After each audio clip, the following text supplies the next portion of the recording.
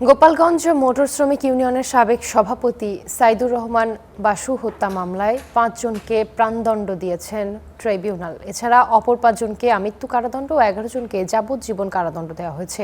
বুধবার ঢাকার দ্রুত বিচার ট্রাইব্যুনাল ১-এর বিচারক মোহাম্মদ রহিবুল ইসলাম এই রায় দেন। প্রাণদণ্ড ছাড়াও প্রত্যেককে ১০,০০০ টাকা করে অর্থদণ্ড করা হয়েছে।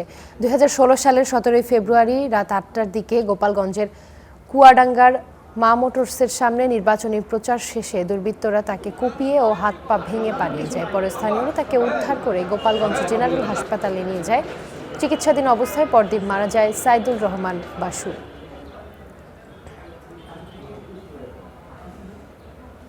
এই ধরনের যদি খুন খারাপি হয়, এই ধরনের যদি এই আইন ভঙ্গ হয়, মানুষের জীবন বিপন্ন করে, তাদেরকে অবশ্যই সাজা ভোগ করতে হবে।